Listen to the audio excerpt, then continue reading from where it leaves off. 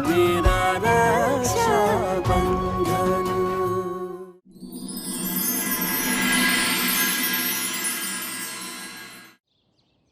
रसाल, तेरा भाई खुद को बहुत बड़ा कलेक्टर समझता है क्या? और यहाँ पे हम सब लोग बड़े सरपंच साहब, उनके बेटे, हमें और कोई काम नहीं है क्या? इतने घंटों से हम सब लोग यहाँ पे इंतजार कर रहे हैं और तू शिवराज का साथ दे रही है, जबकि तुझे खुद भी नहीं पता कि तेरा भाई है किधर और आ भी रहा है कि नहीं। शिवराज कहाँ है? अम्मा जी, समर, चलो हम सब चलते हैं यहाँ से। अरे मैं तो पहले ही नहीं आना चाह रहा था। वो तो शिवा ने हमारे आगे हाथ पांव जोड़े के मूंग सा आ जाओ उद्घाटन में, उद्घाटन की शान बढ़ जाएगी तो आ गया। अरे वरना हमारे पास तो टाइम ही ना है। चकोरी मासा, मूंग सा, आप लोग तो घर वाले हैं ना, अगर आप ही चले जाएंगे तो फिर गांव वाले कैसे रुकेंगे? बस थोड़ी देर और रुक जाइए ना। अरे चलो चलो, चलिए चलिए चलिए, आइए। अम्मा जी उठिए। बड़े काका सा, मैं आपसे विनती करती हूँ, थोड़ी देर और रुक जाइए। गांव वालों को भी रुकने के लिए बोलिए ना। कोई फायदा नहीं है गिड़गिड़ाने का, कोई रुकने नहीं वाला। हम घर वाले हैं, हम रुकने को तैयार नहीं है, तो ये बड़े बड़े लोग क्यों रुकेंगे? हाँ रसाल भाई साहब, अब और इंतजार करना मुश्किल होगा। और वैसे भी आपके भाई साहब की कोई खबर भी ना मिल रही कि वो आ भी रहे हैं या नहीं। माफ कीजिएगा, अब हमें अनुमति दें।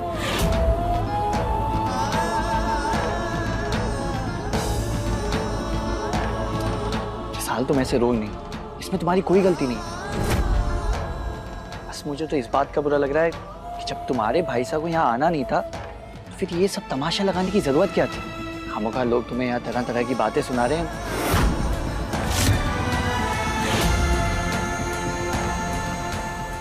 शिवा,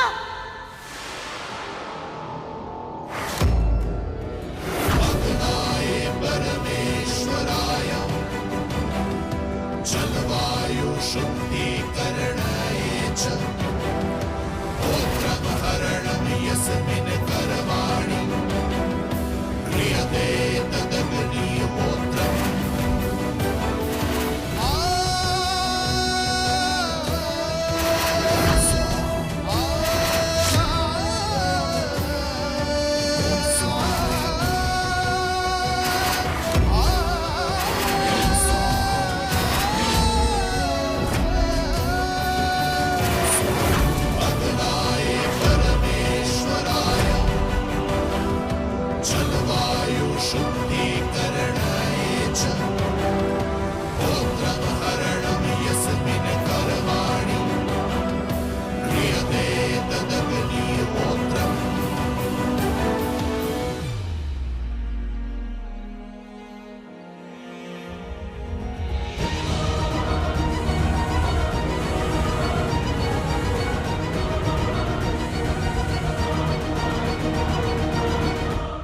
आप सब ने हमारी वजह से इतना इंतजार करना पड़ा, उसके लिए माफी चाहूंगा।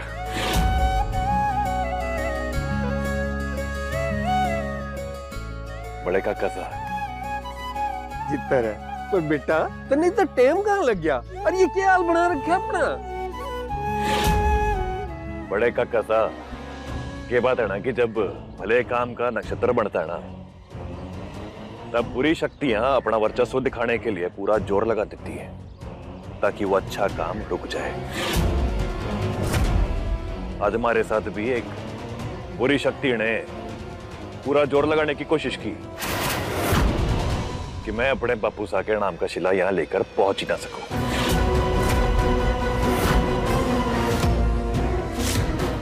क्योंकि वो हरगिज ना चाहती कि इस सड़क पे बापू साहब के नाम का पत्थर गड़े और इस सड़क का नाम उमेद प्रताप सिंह रखा जाए। पर मैंने भी अपने बापू साहब से वादा किया था, सो पूरा कर दिया। शाबाश बेटा, शाबाश, मैंने बहुत खुशी है। आइए बड़े काका साहब, बापू साहब के नाम पर सड़क का उद्घाटन करते हैं।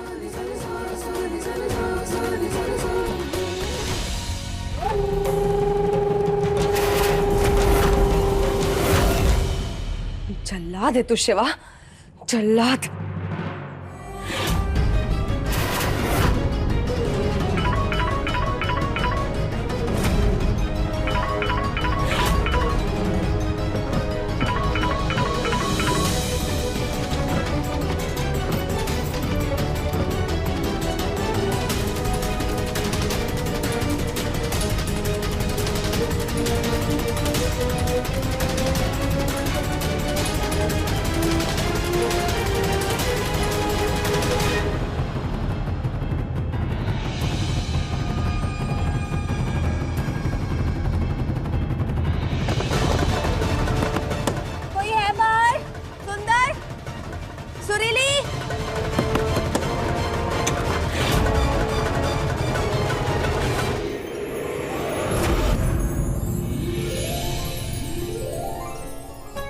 सरपंच उमेद साकी, सरपंच उमेद साकी, सरपंच उमेद साकी, शिवराज की, शिवराज की, शिवराज की, शिवराज की।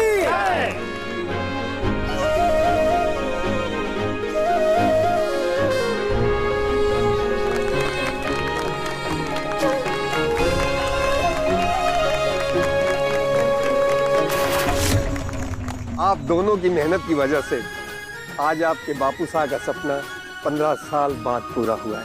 मुझे गर्व है आप दोनों पर। हाँ शिवा, आज तूने बहुत बड़ा काम किया है। तूने ये इमारत खोल के इस गांव वालों की किस्मत खोल दी है। सच में आज के बाद पूरा गांव थारे खानदान को सलाम करेगा और तुम दोनों को आशीर्वाद मिलेंगे। अरे खुश रहो।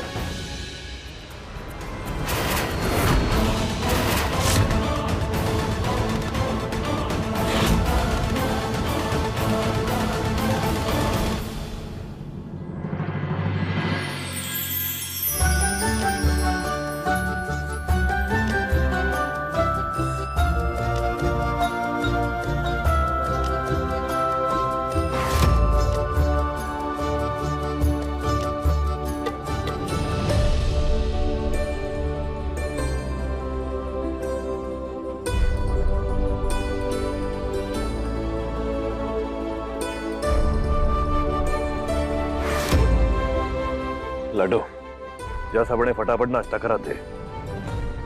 मैं तब तक कुछ खास लोगों का मुंह मीठा करके आता हूँ।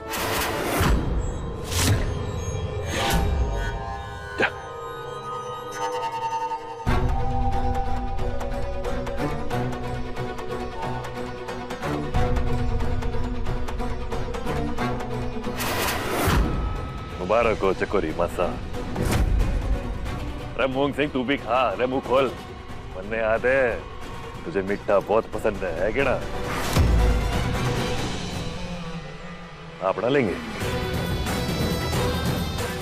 मुबारक हो, आज हमारे बापू साहब का सपना पूरा हो गया। वैसे कोशिश बड़ी की आपने कि मैं अपने बापू साहब का शिला पत्थर यहाँ लेके पहुंच ही ना सकूं। लेकिन क्या है ना कि मैंने अपने बापू साहब के नाम के पत्थर के नीचे आपके स्वाभिमान को कुचल दिया।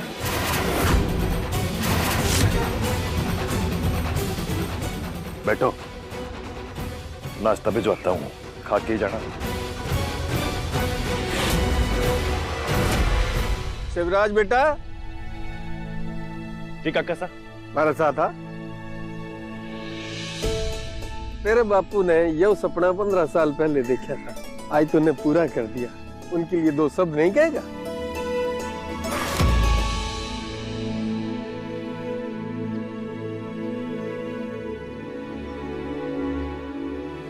हमारे बापू साहब सरपंच उमेद प्रताप सिंह जी इंसान के रूप में देवता थे, जिन्होंने हमेशा अपने भले से पहले दूसरों का भला करने की सोच रखी। कभी किसी को छोटा या बड़ा ना समझा, सबको साथ लेके चलते थे हमारे बापू साहब। गांव वालों के दुख को अपना दुख और उनकी खुशी में अपनी खुशी ढूंढ लेते थे हमारे बापू साहब। पूरे गांव को अपना परिवार समझते थे और मन ने इस बात पे बड़ा गर्व है कि मैं भी अपने बापू साहब के दिखाए नक्शे कदम पे चलना चाहता हूं।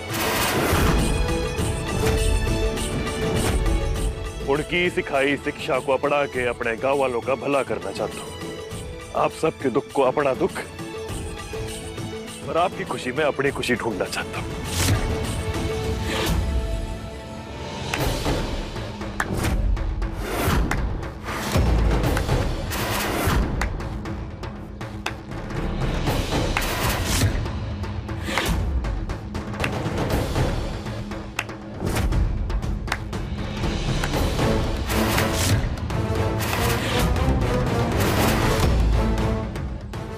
क्या बात है।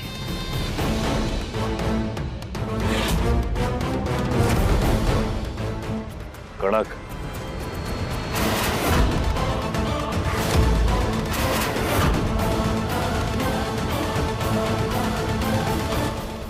ये इंसान आप लोगों के दुखों को दूर करेगा?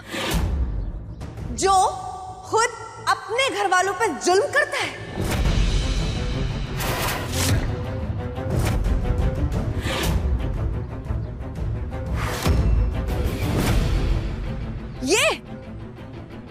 ये आपकी सेवा करेगा, जो अपनी पत्नी के साथ जातियां करता है, उसके साथ हाथापाई करता है।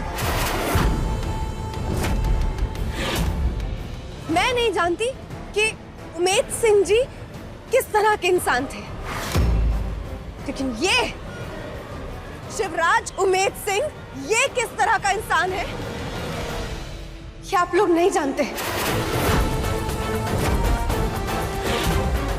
इसको अपने अहंकार के अंधकार में और कुछ नजर ही नहीं आता है। ये आप लोगों का भला क्या करेगा? ये इंसान नहीं है, जानवर है, ये जानवर। और ना दुख जो इंसान होते हैं ना, वो हमारा दुख बांटते हैं। इसके जैसे जानवर दुख नहीं बांटते। कनक भाभी, नहीं रसाल, ये शिवा आज आप लोगों के सामने बहुत बड़ा मसीहा बन के खड़ा है ना। ये चाकर था हमारी हवेली में। मेरे बाबा साहब मासा के टुकड़ों पे पलता था, हमारी उतरन पहनता था, हमारा फेंका हुआ खाना खाता था। पर एक दिन बदकिस्मती से मेरे बाबा साहब ने मजबूरी में मेरा ब्याह इसके साथ करवा दिया। इसे जरा सी इज्जत क्या दे दी, ये अपनी औकात भूल गया। क्योंकि वो कहते हैं ना, कुत्तों को घी हजम नहीं होता है। जी बस, और तमाशा करने की जरूरत है, वरना मैं वरना क्या शिवा? मारेगा? मारना? हाँ, या बांधेगा मुझे? अगर मेरे बस में होता ना तो मैं मर जाती, लेकिन इसके जैसे जाहिल जानवर इंसान के साथ कभी ब्याह नहीं करती। अब नहीं रसा, आज तू पीछे हट जा। तुझे तेरे बापू सा की कसम है। तेरे भाई का गुस्सा, इसका ये सिर फिरा दिमाग, इसका अहंकार, इसका ईगो जब आता है तो उसके आगे तो इसे कुछ नजर ही नहीं आता ना, है ना? तू मुझे बता, आज तेरे बापू साहब अगर जिंदा होते तो इसे शाबाशी देते इस बात के लिए। एक्चुअली तुझे पता ही नहीं ना हुआ क्या है, किसी को नहीं पता। आप लोग भी सुनिए, तो पत्नी हूँ इसकी, पत्नी, पर इसे मेरे दुख, मेरे दर्द, मेरी फीलिंग्स, मेरी इमोशंस की कोई परवाह नहीं है। पता है परवाह किसकी है? इसके बाप के नाम के पत्थर की परवाह से वैसे। इसने आज इस पत्थर के लिए मुझ पे हाथ उठाया, मुझे कमरे में बांध दिया, मेरे पे अत्याचार किया है, एक पत्थर के लिए।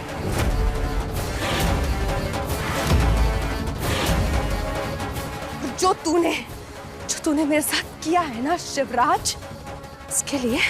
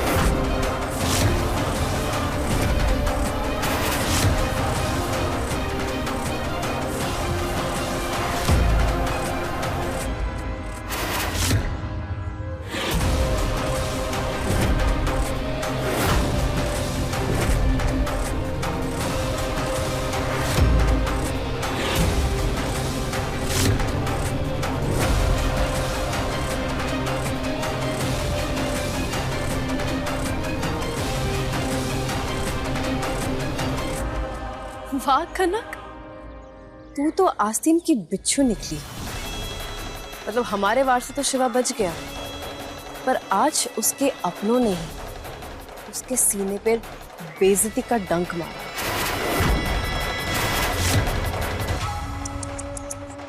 बेचारा आया था इज्जत कमाने, लेकिन बीवी ने सरेआम उसकी इज्जत मिट्टी में मिला दी।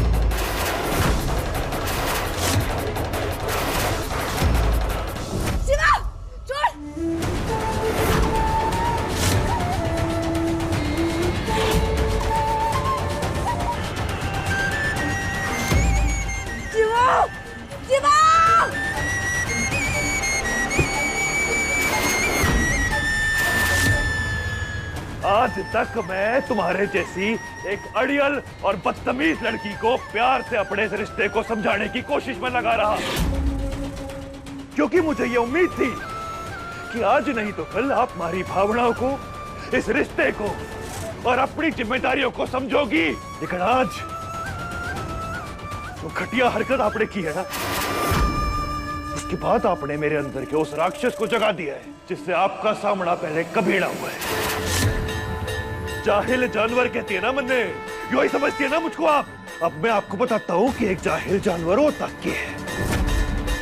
उठिए उठिए, मैंने कहा मुझे तेरे जैसे जानवर के साथ रहना ही नहीं है। अब एक पल और ना तुझे बर्दाश्त नहीं करूंगी मैं। कैसे जाएंगी मैं भी देखता हूँ। क्या भाई साहब, क्या कर रहे हैं? नहीं भाई साहब, छोड़िए, मैं कहीं नहीं जाऊंगी। मैंने कहा जा यहाँ से। और एक पति पत्नी के बीच में बोलने का थाने को कोई हक खड़ा है? छोड़।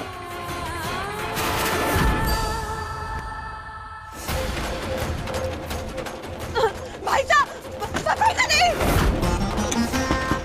भाई साहब दरवाजा खोलिए। ये गुस्सा आपके रिश्ते के लिए बहुत गलत होगा। आप वैसे भी हमारे प्यार के लायक हैं ही ना। आपने उसी दिन जाने देना चाहिए था जिस दिन आपकी माँ पुलिस लेकर घर पे आई थी, पर मैंने सोचा कि आपने एक अच्छी पत्नी बनाऊंगा, आपको जीना सिखाऊंगा। लेकिन आपसे तो उम्मीद करना भी बेकार है गणक। कल से आप शिवा का दूसरा रूप देखोगी, जो आपने पहले कभी ना सोचा ना कभी देखा।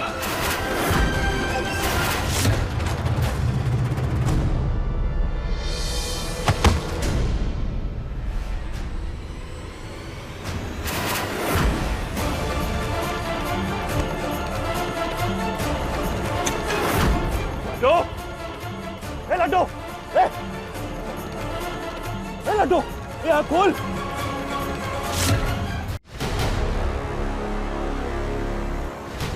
लड्डू, पानी लाओ खड़क। आँख खोल लड्डू।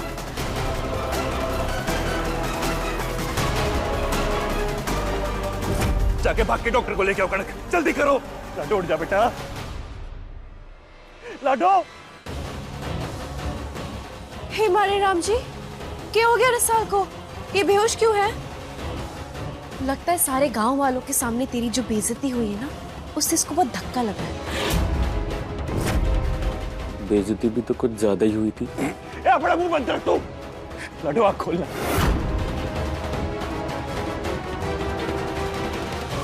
डॉक्टर आइए, आइए डॉक्टर आइए, देखिए।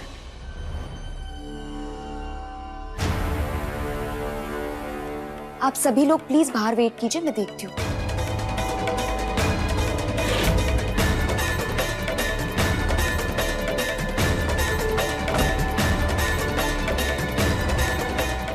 मेरी बहन के अलावा मेरा कोई ना है भगवान जी, इसे कुछ ना होना चाहिए।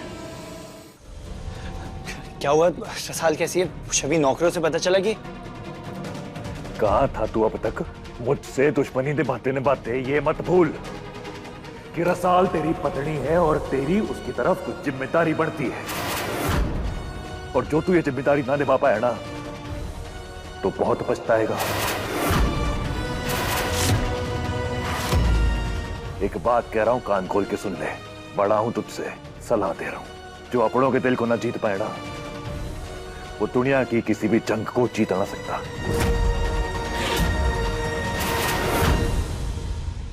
समझा? अच्छा होगा मुझ पे अपनी ये नफरत उड़ेलने की बजाय रसाल की इस हालत का जिम्मेदार अपनी बीवी को बना। जिस तरह से इसने पूरे गांव के सामने तेरी और रसाल की बेइज्जती की, ये उसी का स्ट्रेस है। जो बेचारी रसाल झेल नहीं पाई और इस हालत तक कहां पहुंची। रसाल की इस हालत की जिम्मेदार मैं नहीं, उसका अपना भाई है। इसका गुस्सा, इसका पागलपन है। अपने ईगो के आगे कुछ और नजर कहाँ आता है इसे। डॉक्टर, हमारी भेड़ कैसी है? होश आया उसने? हाँ, वो अब ठीक है और उसे होश भी आया है। देखिए, ऐसी नाजुक हालत में बहुत ज्यादा स्ट्रेस लेने की वजह से ना चक्कर का आना और बेहोश होना बहुत ही कॉमन है। नाजुक हालत मतलब क्या हालत? कौन सी हालत? Congratulations, she's pregnant. वो माँ बनने वाली है।